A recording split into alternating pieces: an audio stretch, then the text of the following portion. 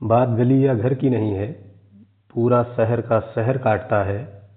पहले उसकी आंखें काटती हैं, पहले उसकी आंखें काटती हैं, फिर आंखों का कहर काटता है। और दोबारा मोहब्बत तो मजबूरी में करनी पड़ी मुझे, और दोबारा मोहब्बत तो मजबूरी में करनी पड़ी मुझे।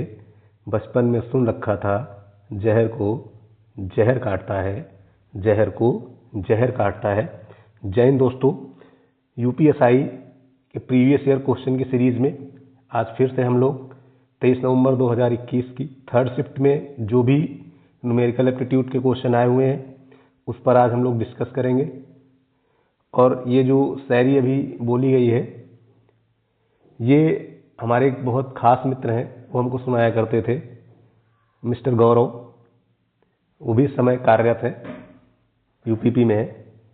तो बहुत नेक दिल इंसान है वो, उनकी बातें अक्सर मुझे प्रभावित करती हैं और ये शायरी भी मुझे बहुत पसंद थी उनकी। तो शायरी की तो बातें हो गई, चलिए हम लोग शुरुआत करते हैं आज के पहले क्वेश्चन की। पहला क्वेश्चन ही आज आपका डीआई का मिल गया है। तो डीआई बहुत आसान होती है दोस्त। नॉर्मली लोग डीआई को बहुत कठिन मानते हैं, लेकिन डीआई बहुत नॉर्मल होती है, क्योंकि डीआई का सारा वैल्यू तो दिया ही रहता है, सिर्फ कैलकुलेशन थोड़ा सा लार्ज हो जाता है, बाकी डीआई में कुछ है नहीं। कभी भी डीआई में इंटरेक्शन ज़्यादा पढ़ने की कोशिश मत करा करिए, सीधे जो डाटा दिएगा उन पे फोकस करा करिए। जैसे डाटा देखो दिया 2020 में बेचे गए एलईडी टीवी की कुल संख्या 1.5 लाख, यानी जो भी है वो इकाइयाँ लाख में।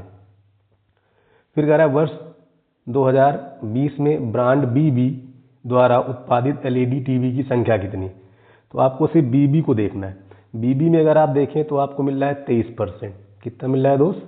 23%। तो ये 23% किसका होगा? जितना टोटल था, टोटल आपका था 1.5, इसी का 23% निकाल दीजिए, आपका आंसर आ जाएगा।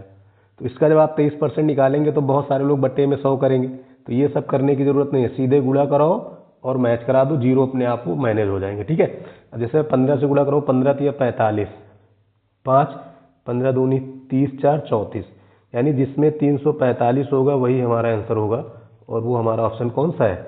बी।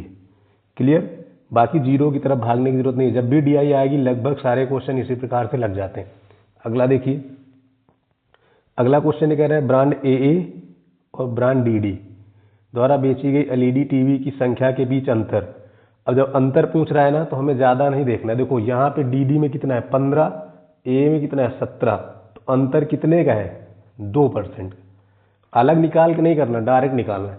और 2% किसका? टोटल पीछे आपने देखा 1.5 था, 1.5 का 2% निकालोगे तो कितना आ जाएगा? 3।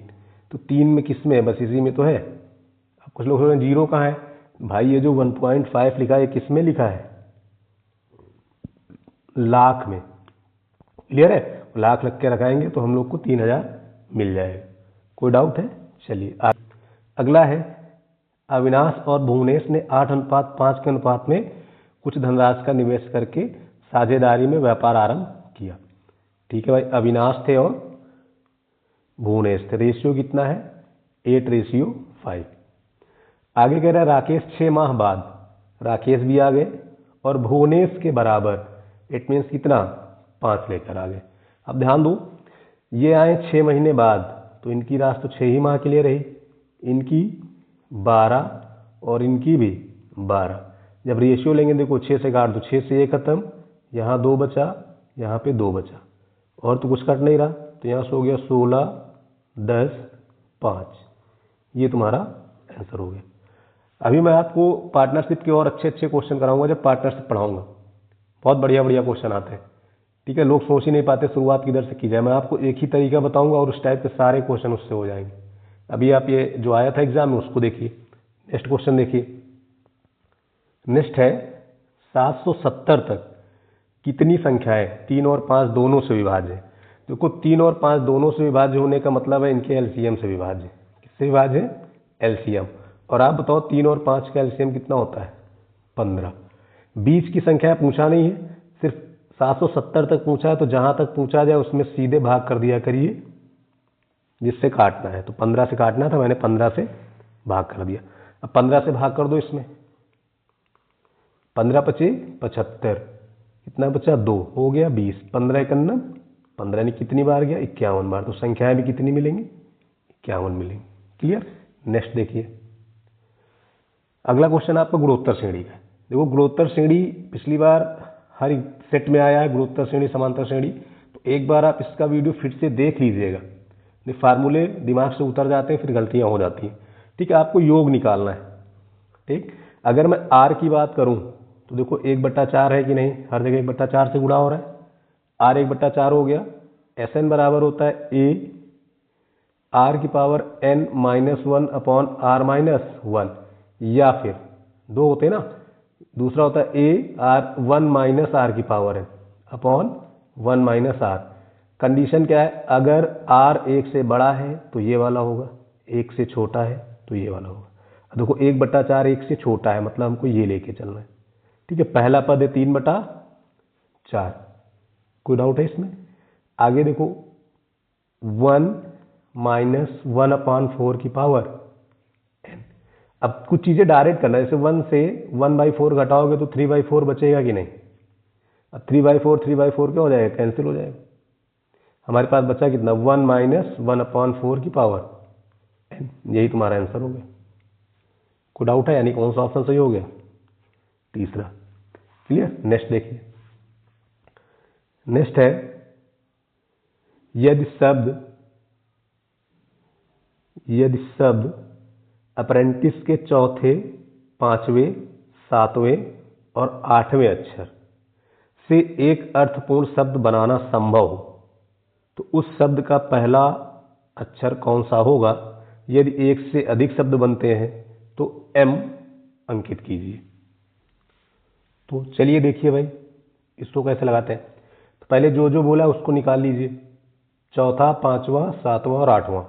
देखो चौथा अक्षर तुम्हारा क्या होगा आर, पांचवा क्या होगा ई,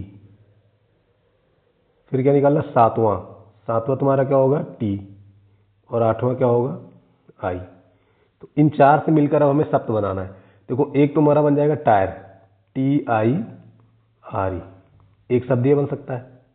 दूसरा अगर सोचे तो टीयर TIER भी बन जाता है, और एक तुम्हारा बनता है राइट, RITE। तीन शब्द इससे बन सकते हैं। इसका मतलब होता है ऊब जाना। ठीक, इसका मतलब क्या होता है ऊब जाना। और इस वाले का मतलब होता है परतों या स्तर। टायर बोलते हैं ना, tyre first tier second tier, वो वाला। तो इसके कितने हम लोग अर्थपूर्ण शब्द बना सकते हैं, 3। और देखो यहाँ पे लिखा है यदि एक से अधिक हो तो हमें लगाना क्या है m, यानी आंसर कौन सा हो जाएगा C1। क्लियर। नेक्स्ट देखिए, नेक्स्ट क्वेश्चन है आपका, एक रेलगाड़ी 92 किलोमीटर पर आवर की गति से बिलासपुर से अमृतसर जाती है और 94 किलोमीटर प्रति घंटे की गति से वापस आती है।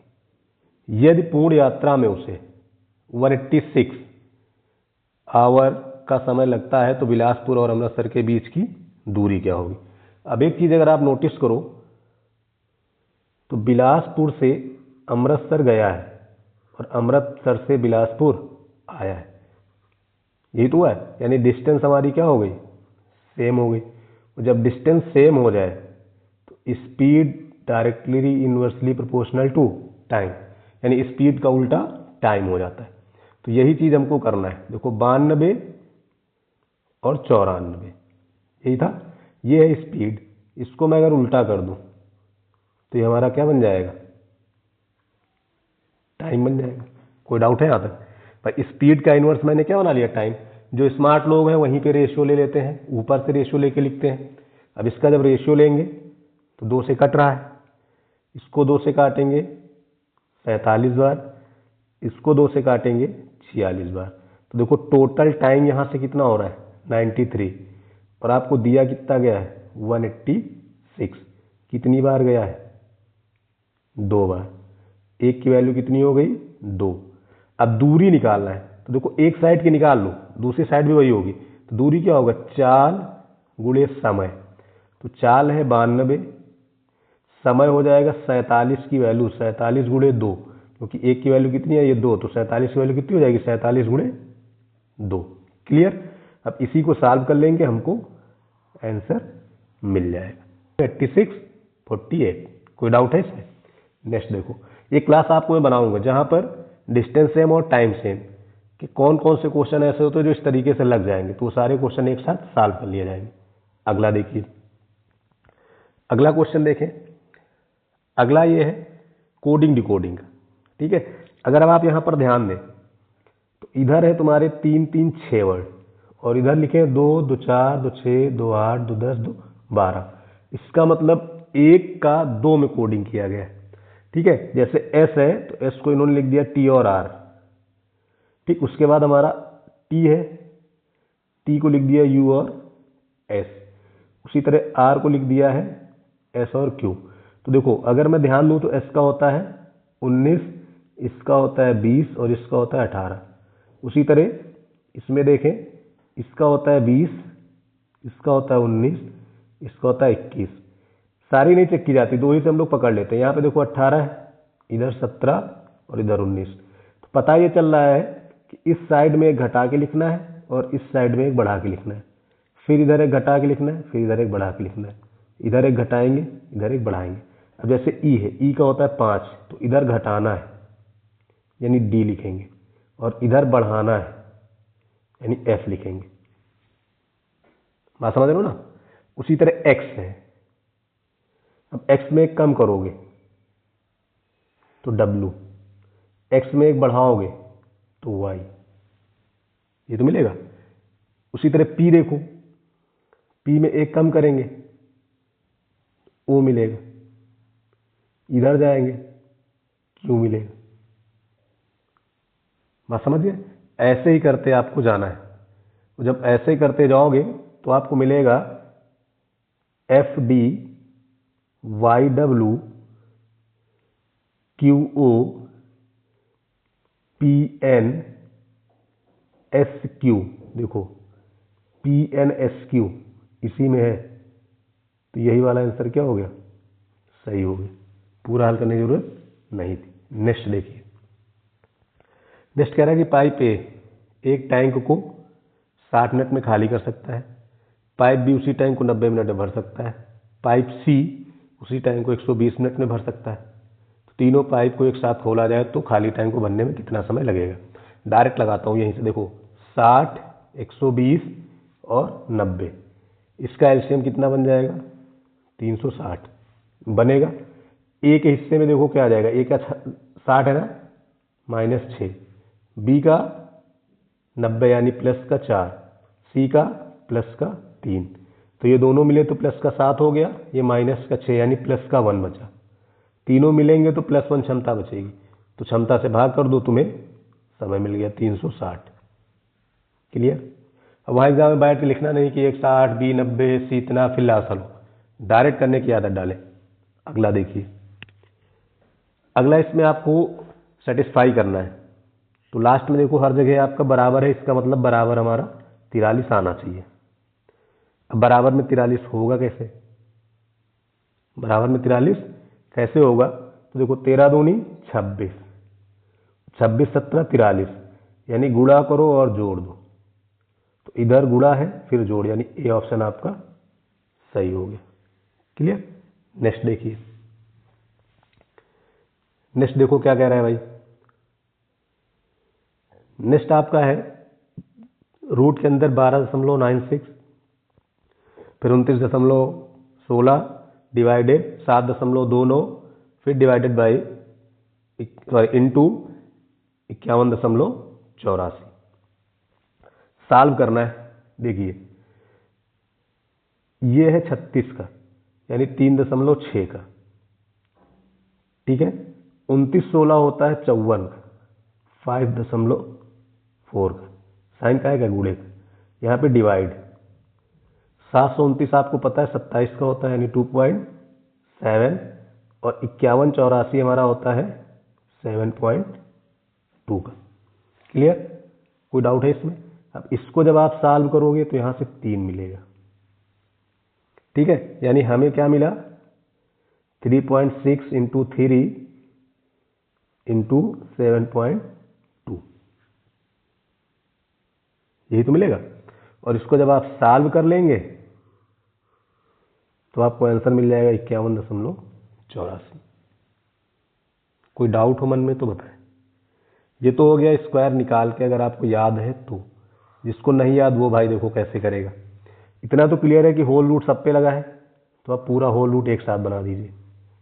ठीक, अब देखो इधर 12.96, ठीक, गुणे 29.16, ये भाग में है यानी बटे में आ जाएगा। 7.29 इंटू 51.84। यहाँ तक कोई दिक्कत हो तो बताओ। क्या क्लियर है? अब ध्यान दो, ये तुम्हारा 4 बार में कट जाएगा। कट गया। अब 4 का इसमें गुणा करा लो। 4 का इसमें गुणा कराएंगे, 4 छंग 24, 4 में 36, 2 38, और 48, 3 51। इतना इधर मिल गया और गुणे 51.84। इसका क्या लेना है? रूट।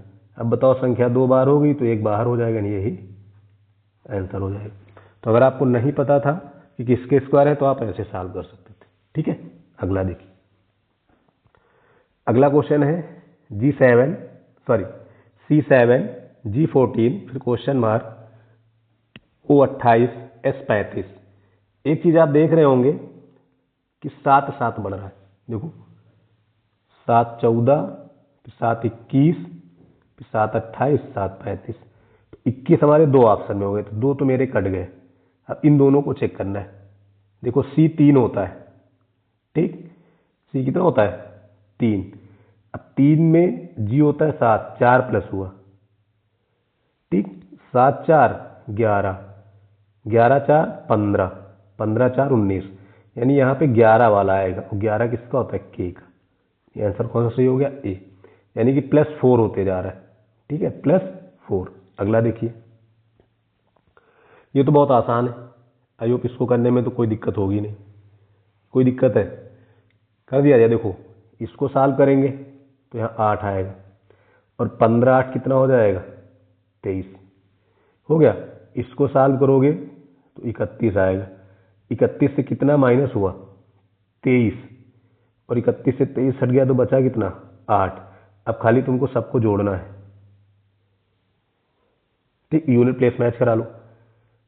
6 7 13, 8 21, यूनिट प्लेस एक होना चाहिए, वो सिर्फ इसी में, बाकी हल करने की कोई जरूरत नहीं है।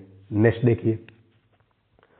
नेक्स्ट क्वेश्चन ये कह रहा है कि क्या इंटरनेट पर नियंत्रण का अभिवेचन की आवश्यकता है? क्या इंटरनेट पर नियंत्रण का या अभिवेचन की आवश्यकता है? तो तर्क दे रहा है हाँ, या इंटरनेट से संबंधित अपराध को कम करता है, नहीं, इंटरनेट अभिवेचन के कारण बच्चे प्रभावित होंगे। तो इसका जो मजबूत तर्क है वो आपका पहला है कि इंटरनेट से संबंधित अपराध को कम करता है। क्लियर, यानी पहला सही हो जाएगा। आगे देखिए, फिर से आपको एक DI मिल गई। अब जैसे 3 लाइन दिख गई ना, तो लोग देखते ही घबरा जाते हैं कि भैया गया, अब नहीं हो पाएगा। तो तुमको घबराना नहीं है, पूरा दिमाग से हटाओ। देखो पूछा क्या है? कंपनी बी की अधिकतम बिक्री किस वर्ष हुई है? तो पूरी बड़ी DI में खाली छोटा क्वेश्चन पूछा है, तो सिर्फ कंपनी बी देखो। बी में हमारा सिंबल कैसा चल रहा है? ये वाला, यानी बी हमारा ये वाली लाइन है। ये वाली जो लाइन है किसकी है? बी की है। छोटे डॉट वाली ए की है, और पूरा वाला सी की है। तो अब ध्यान से तुम देखो कि बी किसमें ज़्यादा है। बी किसमें ज़्यादा है? तो आप देख रहे होंगे कि 2021 वाले में, किसमें? 2021 वाले में बी जो है वो 1120 है। तो वही साल तुम्हारा ज़्यादा है, कोई कैलकुलेशन ही नहीं करनी। अगला देखिए। अगला ये कह रहा है यदि सभी वर्षों में कंपनी ए की बिक्री प्रतिशत की तुलना में कंपनी बी ने कितने प्रतिशत अधिक बिक्री की, कितने % अधिक बिक्री की? तो देखिए हमें क्या करना है, सभी वर्षों में ए का निकालना है और सभी वर्षों में बी का निकालना है। ठीक है। अगर मैं सभी वर्षों में ए का निकालूं, ठीक है, तो ए में क्या है देखो, 900, 1100, 990 लिखा हुआ ना, 990, और लास्ट में कितना लिखा हुआ है, 800। कितना लिखा है, 800। तो इन सबको जब जोड़ दोगे तो ए के हिस्से में मिलेगा तुमको 3790। ठीक। अब अगर हम बी की बात करें, अगर अब हम बी की बात करें तो बी के हिस्से में देखो कितना, 1100, 830, फिर 1120, फिर 1050। इसको जब आप ऐड करेंगे तो मिलेगा 4100। रेशियो ले लो, 0 से 0 कैंसिल। अब तो कटेगा नहीं भाई, कटेगा, अब नहीं कट रहा ना। अब जब नहीं कट रहा है तो मेरे पास बचा क्या, अंतर लेना। अब अगर मैं इनका अंतर ले लूं, भाई बढ़ा या घटा के लिए क्या निकालते, अंतर। जब अंतर लेंगे तो देखो 10 से 9 हो गया 1 और 3, 31। पूछा कितने प्रतिशत अधिक, तो अधिक कहां से है, बी से। बी अधिक है ना, किससे, ए से। तो ए की वैल्यू कितनी होगी, 379। परसेंटेज बनाने के लिए 100 से गुणा कर देंगे। कोई डाउट हो यहां तक तो बताएं, क्या क्लियर हो गया। अब ये लगभग अगर हम निकालें तो 8 त्रिक 24, 9 त्रिक 27, 4 31 से ज़्यादा हो जाएगा, यानी कि 8 बार जाएगा लगभग। तो 8.17 आपका आंसर हो जाएगा। नेक्स्ट देखिए, नेक्स्ट आपको कह रहा है कि प्लस का अर्थ माइनस। जब भी आपको देखो बुकलेट मिलेगी तो बुकलेट में तुरंत वहीं पे बना देना, प्लस का अर्थ, सॉरी, गुणा का अर्थ माइनस, प्लस का अर्थ गुणा, माइनस का अर्थ भाग, भाग का अर्थ प्लस। तुरंत बना दोगे वहीं पे हल हो जाएगा। ठीक। अब देखो जैसे इसको अब हम हल करें तो यहां पे 9 बचेगा, ठीक, ये हो जाएगा 20। देखो प्लस का 9 माइनस का 9 खत्म, बचा कितना, 20। यही तुम्हारा आंसर हो गया। क्लियर। अगला देखिए, अगला है एक व्यक्ति ने 23,500 रुपए को विभाजित करके दो योजना ए और बी में 12.5% तथा 15% साधारण ब्याज पर निवेशित किया। यदि 2 वर्ष में अर्जित साधारण ब्याज की कुल धनराशि 6,700 रुपये है तो योजना ए में निवेश की गई राशि। अब देखो दोस्त, मैं अक्सर कहता हूँ साधारण ब्याज है तो उसको 1 साल का बना लिया करिए, लेकिन यहाँ पर अगर 1 साल का बनाएंगे और शिफ्टिंग लगाएंगे तो 2.5% निकलेगा। थोड़ा सा अजीब सा डाटा हो जाएगा। हम दशमलव से बचना चाहते हैं तो हम इनको 2 साल का बना लेते हैं। ठीक है। अगर हम ए का ब्याज 2 साल ले लें और बी का ब्याज 2 साल ले लें, तो जब ए का लेंगे तो हो जाएगा 25%, ठीक, बी का लेंगे तो हो जाएगा 30%। कोई दिक्कत है यहाँ तक। अब मैं लगा देता हूँ शिफ्टिंग, क्योंकि लास्ट में हमें राशि पता है। अगर यहाँ पे परसेंटेज होता तो एलिगेशन लगाते, लेकिन राशि इसका मतलब शिफ्टिंग लगाएंगे। जब शिफ्टिंग लगाएंगे तो शिफ्टिंग का रूल मैंने बताया था कि इसको छोटे के हिसाब से ब्रेक कर दो, 25 + 5। फिर मैंने कहा था कि सब पे हम मान ले रहे हैं 25% मिलेगा, तो 25% किसका निकलेगा, इस वाले का। क्लियर। अब इसका चाहे तुम 25% निकाल दो, चाहे 1/4 निकाल दो, बात समझ रहे हैं।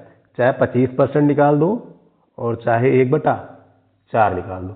तो मुझे लग रहा है कि 1/4 निकालना थोड़ा आसान है, 1/4 निकालना थोड़ा सा आसान रहेगा। तो सीधे चलिए 1/4 कर दे रहे हैं इसका।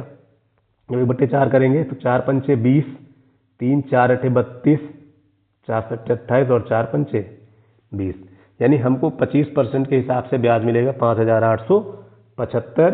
लेकिन ब्याज है कितना, ब्याज है हमारा 6,700। तो भाई कितना अंतर आ गया ब्याज का, ब्याज का अंतर कितने का आ गया, अब ये निकालना पड़ेगा। तो इनको आपस में क्या कर दिया जाए, घटा दिया जाए। जब घटाएंगे तो अंतर तुमको मिलेगा 825। अच्छा, ये जो 825 का अंतर है किसकी वजह से, ये जो 5% बैठा ना इसकी वजह से। तो इस 5% की वैल्यू कितनी हो गई, 825। क्लियर। अगर यहाँ से 100% निकाले तो इसका मतलब 20 से गुणा करना पड़ेगा। 20 से क्या करना पड़ेगा, गुणा। तो इधर भी गुणा कैसे हो जाएगा, 20। तो जब 20 से गुणा कराएंगे 2 पंचे 10, 4 1 5, 8 दूनी 16, यानी कि यहाँ पर 100% की वैल्यू हो गई 16,500। परसेंटेज बढ़ा कि इधर, यानी बी के हिस्से में 16,500 और मुझसे पूछा किसका है, ए का, ए का ही तो पूछा है। तो ए के हिस्से में बचा कितना, 7,000। ए के हिस्से में बचा कितना, 7,000। अगर बताओ तो समय लगता है, अगर आप इस पर प्रैक्टिस कर लो ना तो ये अब तक कब का हो चुका होता। समझ रहे हैं। अगला देखिए, अगला क्वेश्चन आपका है, एक दुकानदार 2 बैग को 5500 रुपये प्रत्येक की दर से बेचता है। एक पर उसे 35% का लाभ और दूसरे पर 25% की हानि होती है। तो बैगों के लिए उसका लाभ या हानि परसेंट, तो ये तो सबको पता है कि 6.25% की हानि होती है। इस केस में हमेशा हानि होती है, ठीक है। लेकिन बाकी अगर क्वेश्चन है तो उसमें वही लगाएंगे, विक्रय मूल्य बराबर करके भिन्न के तरीके से, ठीक है। अगला देखिए, अगला कह रहा है कि कुछ अंगूठियां हार हैं। देखिए भाई, ये तुम्हारी अंगूठी हो गई और कुछ क्या है, हार है। फिर कह रहा है कि कुछ हार कंगन है, कुछ हार क्या है, कंगन है, ठीक है। अब एक चीज देखो यहां पर, ये हमारी अंगूठी यहां तक है और कंगन यहां तक है। तो अंगूठी और कंगन के बीच में कोई संबंध नहीं, मतलब इसके मध्य के सारे निष्कर्ष क्या होंगे, गलत होंगे, चाहे वो पॉजिटिव क्यों हो चाहे निगेटिव हो। तो जहां पे तुमको अंगूठी कंगन मिले उनको सीधे काट दो, क्योंकि अंगूठी कंगन का कोई रिलेशन नहीं बन रहा। फिर कह रहा है हार अंगूठी, देखो हार और अंगूठी का कुछ हिस्सा है, यानी ये सही हो गया। क्लियर। अगला देखिए, अगला देखो क्या कह रहा है, अगर कह रहा है कुछ कलम पेंसिल है, कुछ कलम पेंसिल है, तो कलम का कुछ हिस्सा किसके पास है भाई, पेंसिल के पास, ठीक। ये हो गया तुम्हारा पेंसिल। फिर कह रहा है सभी पेंसिल क्या है, रबर है। सारी की सारी पेंसिल हमारी क्या है, रबर हो गई, ठीक है। उसके बाद कह रहा है कि सभी कलम नुकीले, तो सारा का सारा कलम जो है वो कैसा है, नुकीला है। सारा का सारा कलम हमारा कैसा है, नुकीला है। बात क्लियर। अब हम लोग देखते हैं निष्कर्ष। एक चीज और ध्यान रखना दोस्त, अगर दिए गए कथन पॉजिटिव है तो निगेटिव निष्कर्ष कभी भी सही नहीं होते, बिना किए उनको गलत काट देना, बिना फिगर बनाए, ठीक है। बाकी चीजें हम फिगर से चेक करते हैं। जैसे लिखा कलम और रबर, कलम और रबर, देखो कलम रबर, तो लाल और ब्लैक कुछ कुछ कटा है, यानी कुछ वाला सही हो गया। फिर कह रहा है कुछ नुकीले पेंसिल है, देखो पेंसिल ब्लू और नुकीला ये वाला, देखो हिस्सा कटा हुआ है, यानी ये भी क्या हो गया, सही हो गया। तो दोनों निष्कर्ष क्या है, सही है। नेक्स्ट देखिए, नेक्स्ट आपका है कि 4 अंकों की वह न्यूनतम संख्या ज्ञात कीजिए जिसे 8, 9, 16, 18, 24 से विभाजित करने पर प्रत्येक दशा में 7 शेष प्राप्त हो। तो अब देखो, या तो आप 9 की प्रॉपर्टी लगा दो, सबसे पहले 9 की प्रॉपर्टी चेक कर लो। तो देखो ये तो अभी पूरा कट जा रहा है 9 से, तो इसके तो कोई चांस ही नहीं, क्योंकि कटे नहीं 7 बचे। इसमें देखो 5 5 10 1 11, कितना बड़ा 11। अगर मैं इसको 9 से डिवाइड करूंगा तो शेष 2 आएगा, क्योंकि 11 में से 9 घटा तो 2 बचा, तो ये भी नहीं होगा। इसको चेक कर लें 8 1 9, ये भी नहीं होगा। इसको देखें 7, बस यही सही है, आगे करने की कोई ज़रूरत थी ही नहीं भाई, ऑप्शन ये आपने हल कर लिया। क्लियर। अगला देखिए, अगला है एक व्यापारी अपनी वस्तुओं को इस प्रकार अंकित करता है कि 25% छूट देने के बाद भी वह 10% लाभ प्राप्त करता है। 21,300 रुपये की क्रय मूल्य वाली वस्तु का अंकित मूल्य ज्ञात कीजिए। तो देखो रेशियो से भी लगा सकते हो और डायरेक्ट भी बनाना सीखिए, डायरेक्ट बनाना भी सीखिए। देखो प्रॉफिट कहाँ से होगा, सीपी से, ठीक है। तो प्रॉफिट हुआ कितने का है, 10%, यानी 110। डिस्काउंट कहाँ से होता है, एमपी से, यानी एमपी पे छूट कितनी गई, 25, बिका कितने हैं, 75। देखो डिस्काउंट होगा तब भी बिक जाएगा, एसपी बन जाएगा। प्रॉफिट हुआ तब भी बिक जाएगा, एसपी बन जाएगा। वस्तु एक ही है, यानी दोनों एसपी क्या है, बराबर है, बस खत्म बात। सीपी कितना दिया गया है, 21,300 गुणे 110 बराबर एमपी निकालना है गुणे 75 काट दीजिए। 25 तिहाई, 25 चौके, फिर 3 से काटो, 3 सत्ते 21, 3 इकन्नम 3। कोई डाउट है इसमें? समझ गए? अब गुणा करा लो, 4 सत्ते 28 और गुणे 11, 0 4 2 22 9 31, यानी 31,240। ये तुम्हारा आंसर हो गया। क्लियर? नेक्स्ट देखो, अगला कह रहा है एक नाव 60 घंटे में धारा के प्रतिकूल 30 किलोमीटर तथा 60 ही घंटे में धारा के अनुकूल 540 किलोमीटर की दूरी तय करती। स्थिर जल में नाव की चाल। स्थिर जल में नाव की चाल। देखो प्रतिकूल मतलब होता है माइनस, प्रतिकूल मतलब माइनस, तो x माइनस वाई कितना मिल गया?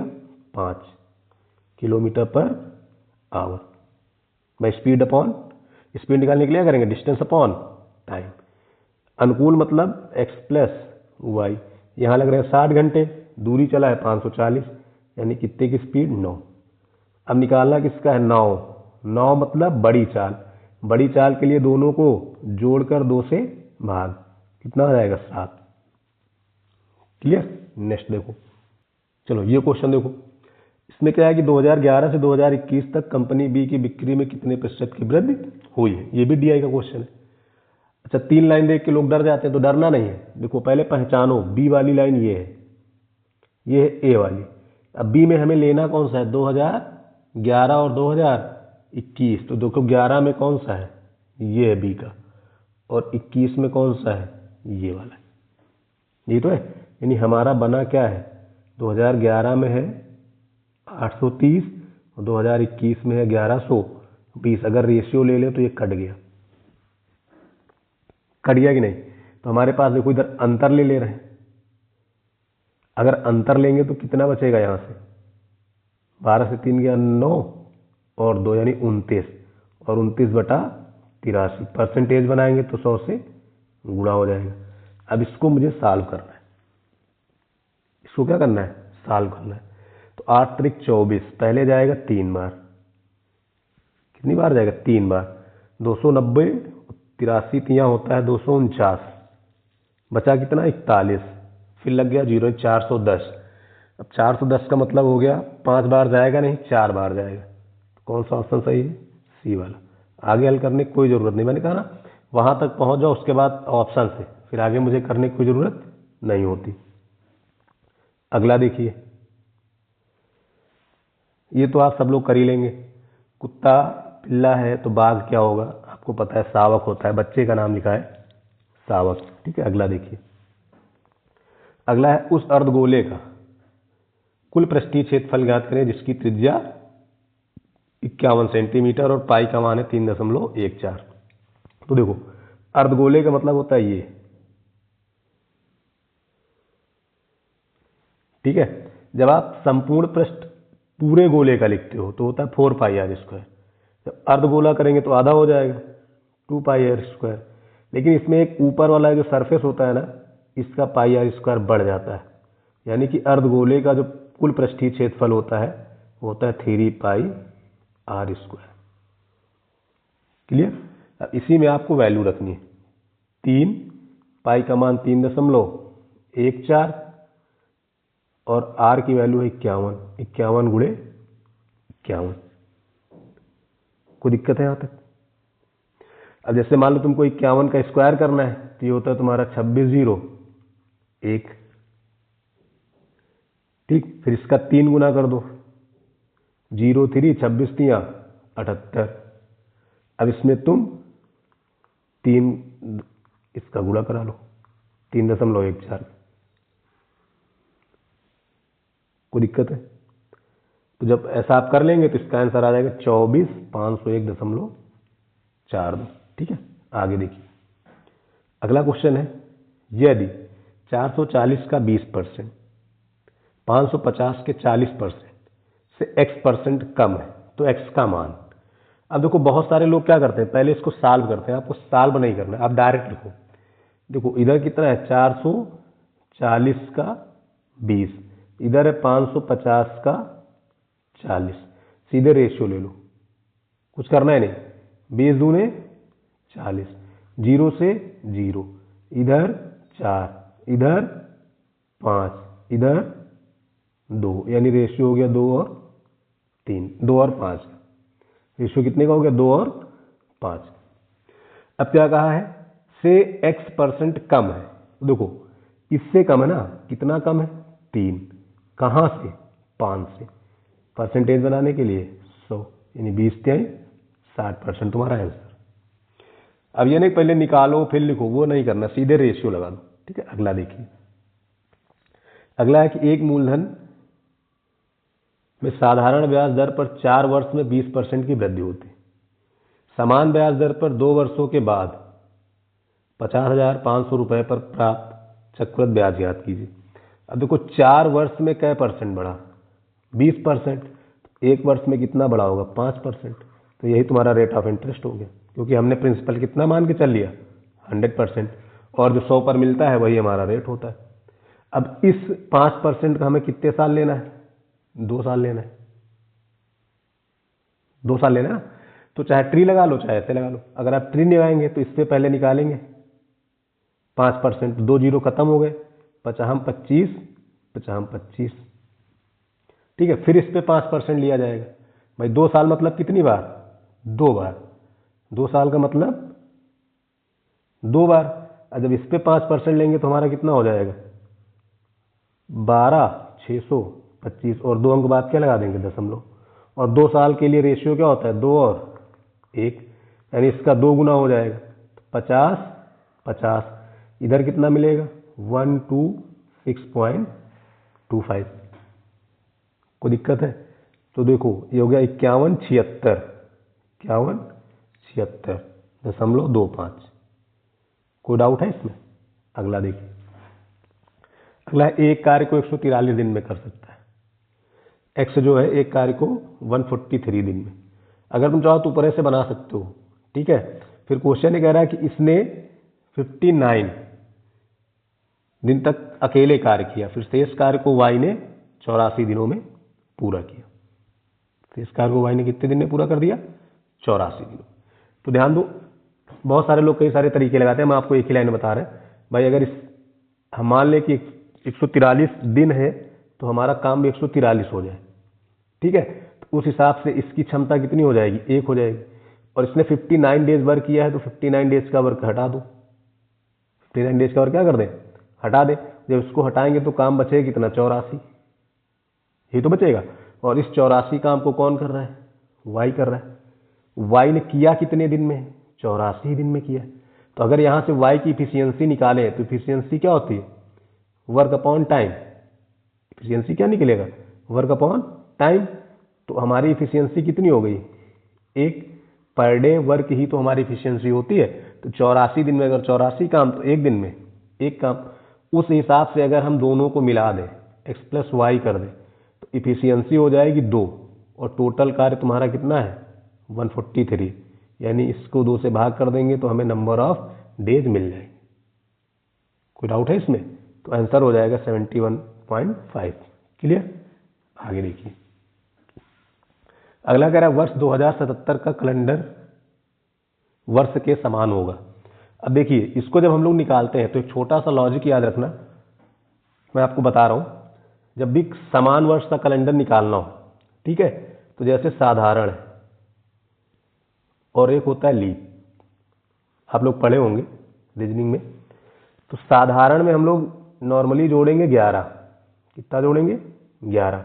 अब साधारण में 11 जोड़ने पर हमको साधारण ही मिलना चाहिए, ठीक है। अगर नहीं मिला तो 11 की जगह कितना जोड़ा जाएगा फिर 6। पहले हम प्राथमिकता 11 को देंगे, अगर नहीं मिल रहा है वैसा तो हमें क्या मिलना चाहिए 6 जोड़ना पड़ेगा। अगर यही लीप की बात करें, यानी दिया गया वर्ष लीप है तो हम 28 जोड़ते हैं, ठीक है। और 28 जोड़ने पर भी हमको कौन सा ईयर मिलना चाहिए लीप ईयर ही मिलना चाहिए। इन केस मान लो लीप ईयर नहीं मिला तो हम 28 की जगह पर कितना जोड़ेंगे फिर 40, ठीक है। ये ध्यान रखना बस। अब देखो यहीं पे हम लोग हल करते हैं। जैसे 2077 ये साधारण का है, 2070 किसका है? साधारण का। पहली प्राथमिकता 11 जोड़ो, जब हम 11 जोड़ेंगे तो ये हो जाएगा 2088। जैसे मैंने जोड़ा ये हो गया लीफ हो गया, लेकिन दिया कैसा था? साधारण। तो जैसा दिया जाए वैसा ही मिलना चाहिए, तो ऐसी कंडीशन नहीं हुई, मतलब 11 नहीं जुड़ेगा। तो इसमें अब जोड़ेंगे कितना? 6 जोड़ेंगे तो कौन सा सही हो जाएगा? 83 वाला। बात समझ गए ना? सिंपल सा है, रिपीट कैलेंडर कैसे निकालते हो आप इसी तरह ध्यान रखिएगा। अगला देखिए, अगला कह रहा है एम और ओ एन के पूर्व में है।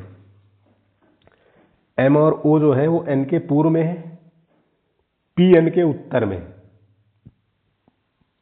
और ओ के उत्तर पश्चिम में है। एम एन की किस दिशा, पी एम की किस दिशा में है? तो ये भी क्वेश्चन बहुत आसान है, बस थोड़ा सा देखो ध्यान रखना है। बनाते हैं हम लोग। देखो एम के पूर्व में दो लोग हैं, एन और ओ।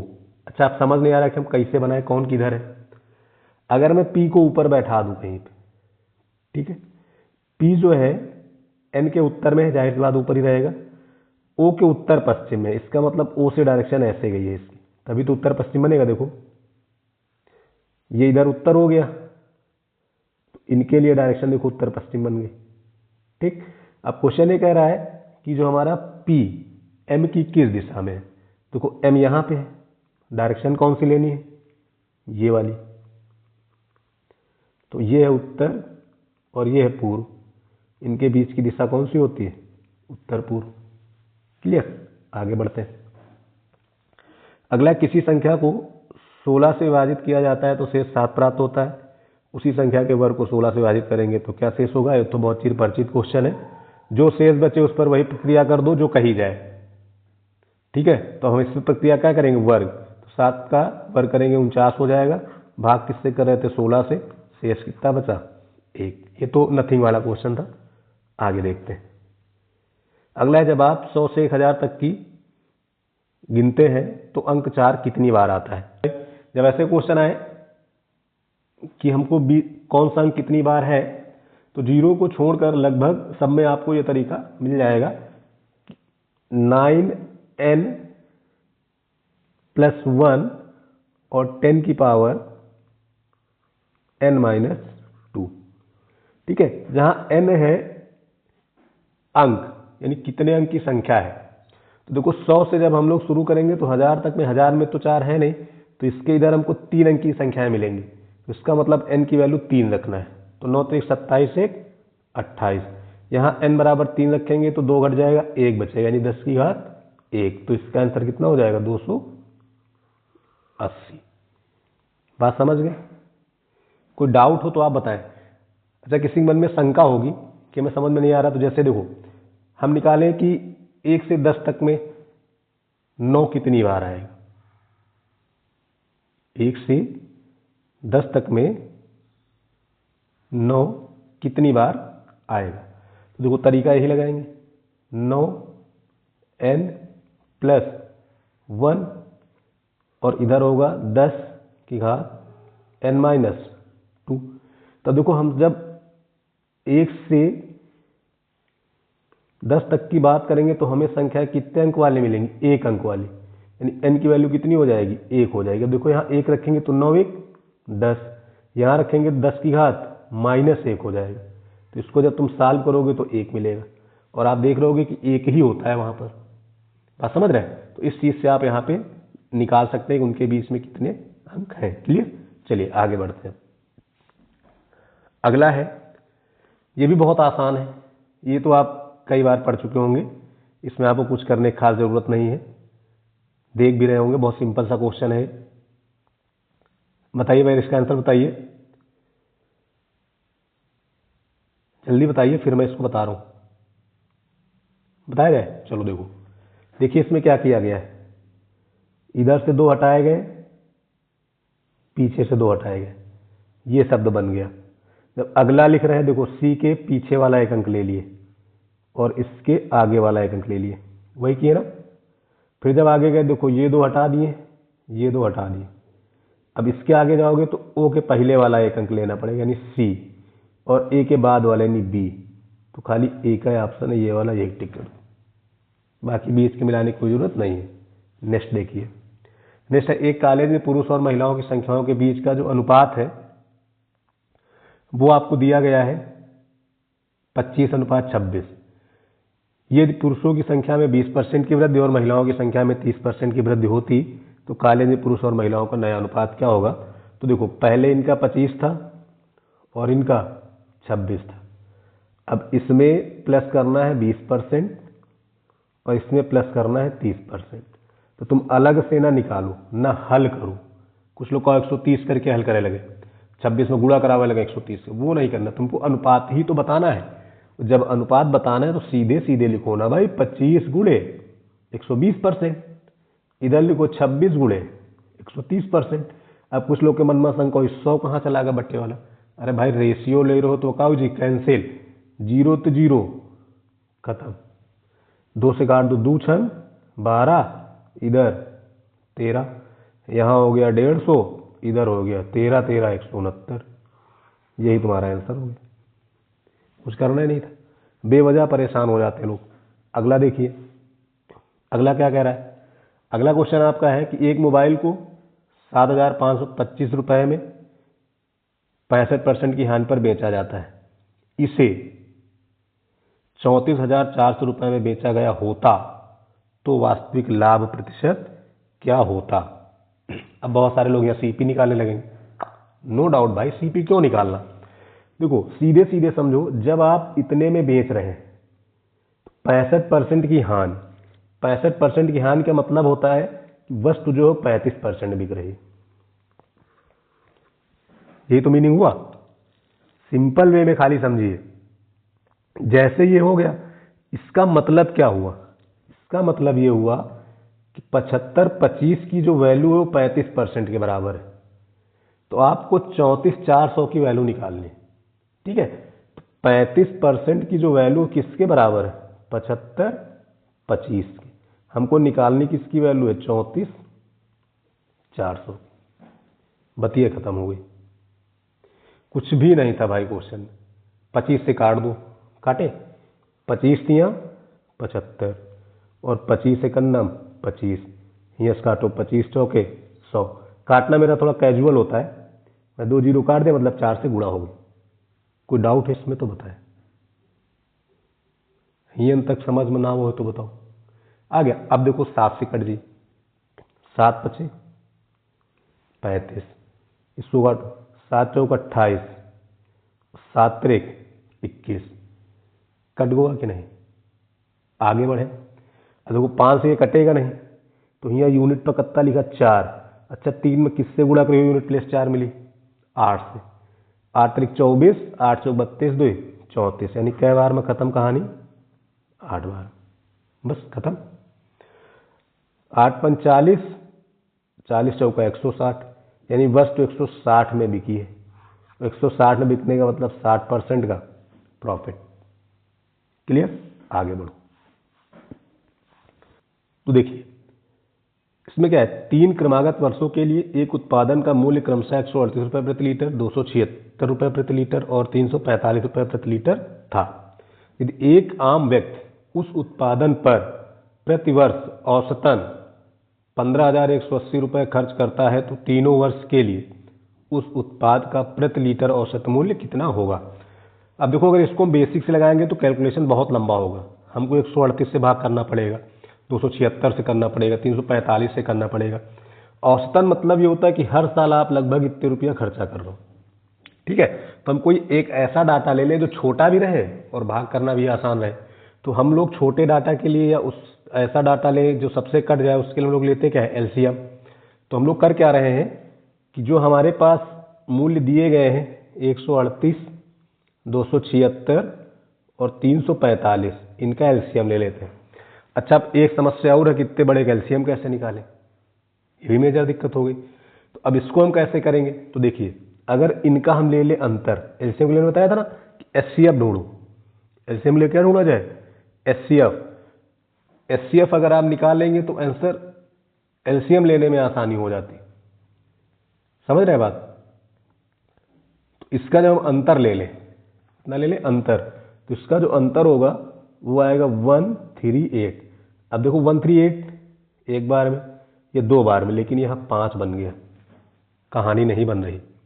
अब जब कहानी नहीं बनी तो इसका मतलब वो 138 से नहीं कटा तो उसके फैक्टर से कटेगा, और 138 का अगर हम फैक्टर देखें तो एक फैक्टर तुमको मिल जाएगा 69 मिलेगा। अब देखना कट जाएगा आराम से। ये लिखा है 69 गुणे 2, ये लिखा है 69 गुणे 4, ये लिखा है 69 गुणे 5, कट गया।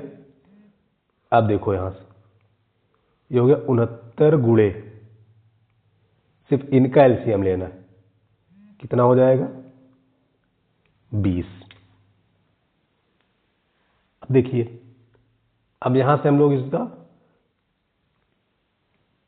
भाग करके मात्रा भी निकाल ले रहे हैं, बहुत आसानी से निकल जाएगा। देखिए इधर तुम्हारा बन जाएगा 10, इधर 5, इधर 4, ठीक है, बन गया। अब देखो टोटल कितना हो गया, गुणा करा लीजिए, टोटल कितना हो गया, क्या कर लिया जाए, गुणा। अब देखो गुणा करते समय ध्यान ये रखना है कि ये 1 का है, हमारे पास है कितने, 1 2 3, तो इसमें 3 से और गुणा हो जाएगा। समझ गए बात? तो अब टोटल इसमें कितना हो गया है, तो टोटल जब इसको तुम सॉल्व करोगे इस वाले डाटा को, तो 6 ये हो जाए 2 3 6, 6 9 54, 4 5 हो गया, 6 6 36, 5 41, और बटे में कितना हो गया टोटल 19। अब इसी को आप डिवाइड कर देंगे तो आपका काम हो जाएगा। चलिए इसको डिवाइड कर दिया जाए भाई, डिवाइड करें, 19 दूने 38, बचा कितना 3, 34 हो गया, 19 से करना 19, 19 सत्ते 0.89 के आसपास। नहीं करते तब भी देखो 21 7 एक ही ऑप्शन में था, वही आंसर हो जाता। बात समझ गए? कोई डाउट है इसमें? ये वाले क्वेश्चन ध्यान रखना, पिछली बार पूछे गए एसआई में, बेसिक से लगाओगे तो टाइम इसमें ज़्यादा लगेगा। ठीक, तो ये थे आज के 2021 में 23 नवंबर को थर्ड शिफ्ट में आए हुए क्वेश्चन। बाकी कल फिर से एक और प्रीवियस ईयर की क्लास, साथ में आपका प्रॉफिट लॉस चल रहा है वो भी चलता रहेगा। तो थैंक यू क्लास, जय हिंद जय भारत।